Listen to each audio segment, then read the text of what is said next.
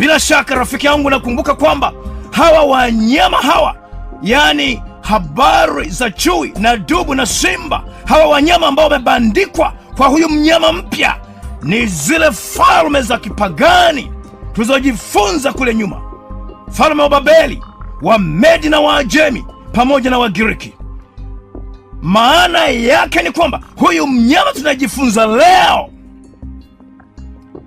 huyu mnyama wa leo amerithi tabia za kipagani kutoka katika falme zilizotangulia mbele yake.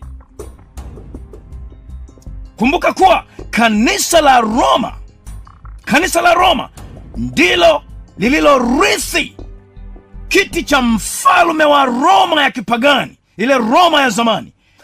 Na kwa habari ya kanisa la Roma tumeshasema mara nyingi, na ukitaka kuchunguza fanya hivyo, utaweza kuthibitisha kuwa mifumo ya ibada ya mnyama au kanisa hili haitoki katika Biblia, bali inatokana na mapokeo ya kipagani ya falme zilizotangulia. Kwa mfano tu, tabia ya kiongozi kupewa heshima ya kiibada inatokana na upagani wa Kirumi, ambapo wafalme wa Rumi walihesabiwa pia kuwa ni miungu.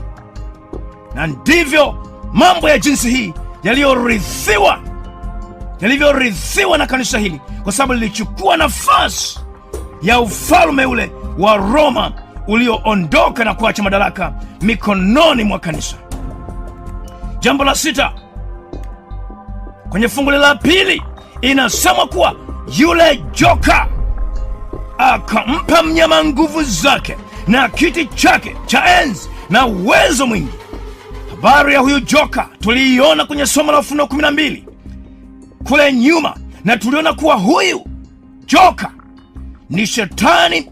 Lakini katika habari hii, joka yule kwenye zile sura 12 ni Shetani aliyekuwa akifanya kazi kupitia ufalme wa Rumi ya kipagani na Rumi ya kidini.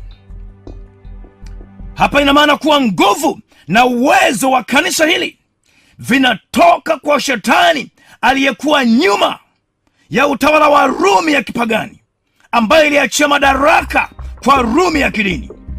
Tumeshasema kwamba kiti cha enzi cha mfalme wa Rumi kilirithiwa na kanisa la Roma. Hata hii leo ninapozungumza, kanisa lililo na cathedra, yani kiti cha enzi cha kiongozi wa Roma, kanisa ambalo linaitwa Saint